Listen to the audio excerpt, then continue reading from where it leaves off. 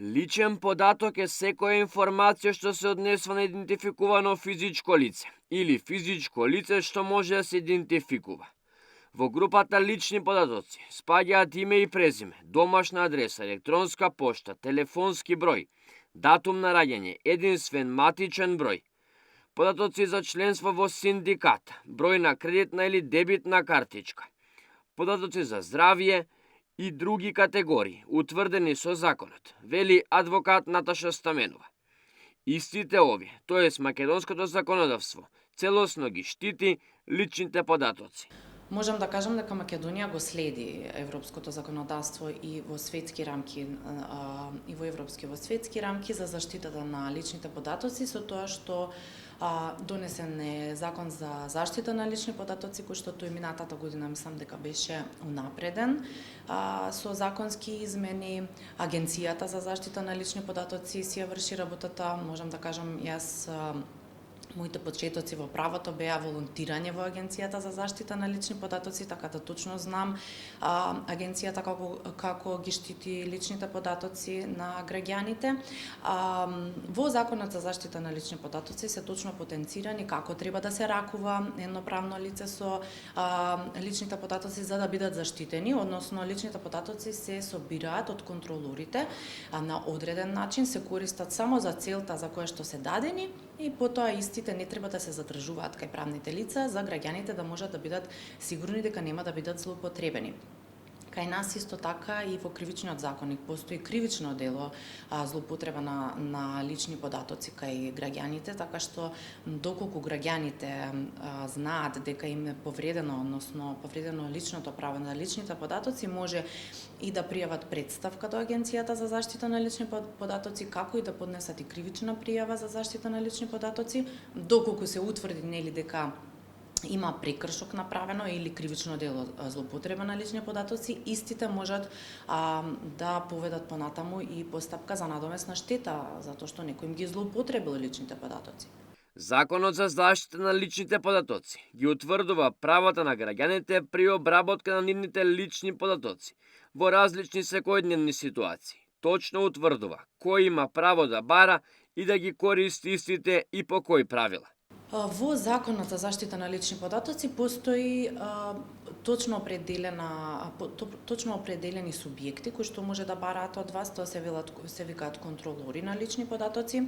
Исто така агенцијата врши и обуки за офицери на лични податоци. Значи граѓаните треба да знаат дека можат од едно правно лице да побараат просто кој е офицер кај вас за заштита на лични податоци. Исто така може слободно да побараат зашто ќе се користат моите податоци, точно, концизно да им биде одговорено од правното лице. Исто така и ве прост пример ќе кажам, јавување од маркетинг компании или стигање на пораки на броеви, телефонски броеви на физичките лица со разни промотивни материјали.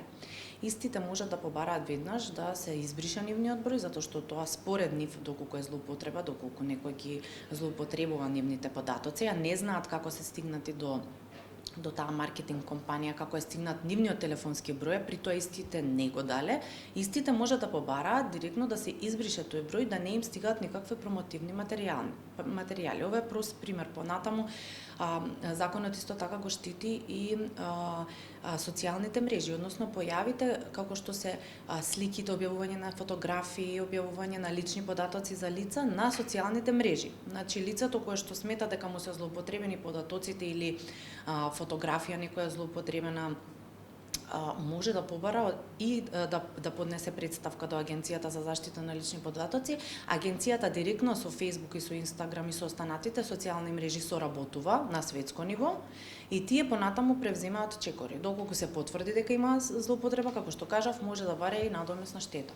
Граѓаните особено треба да бидат внимателни при споделување лични податоци на интернет, затоа што во тој простор опасноста од злоупотреба е многу голема. Да, јас би апелирала до граѓаните никако да не испраќаат нивни лични карти, пасоши или останати здравствени картони, изводи, останати картички, значи за наплата, банкарски картички, кредитни картички, никако да не испраќаат на непроверени правни лица, односно на никого на социјалните мрежи, затоа што истите може да бидат злоупотребени. Додека тие ги избришат тоа што веќе дале, тогаш ќе бидем доцна и потоа сме имале случаи каде што пријавувале дека им се злоупотребени. Имаме и такви случаи каде што им се злоупотребени податоците од кредитните картички, па се наплаќаат некои суми кои што не знаат истите дека им се наплатени. Тоа е само затоа што тие дале податоци на некој погрешен извор или на некоја криминална група, да речеме. Адвокат Стаменова ги советува сите оние на коим се злоупотребени личните податоци да ангажираат правник адвокат и да почнат соодветна законска постапка. Значи, граѓаните можат и лично сами да пријават до Агенцијата за заштита на лични податоци, меѓутоа јас би апелирала да ангажираат адвокат, бидејќи адвокатот точно знае каде што да пријави. Значи, може да пријават и кривична пријава, адвокатот ќе поднесе до обвинителството, ќе поднесе и до полиција, ги знае сите постапки кои што понатаму му требаат материјални докази за да презентира на судот, ќе поднесе и до Агенција за заштита на лични податоци, од кога ќе се потврди, потоа може пак преку адвокат да ангажираат адвокат да се продолжи со надомесна штета. 28 јануари се одбележува како Светски ден на заштита на личните податоци и важност од познавање на истите како и законското регулирање во секоја држава.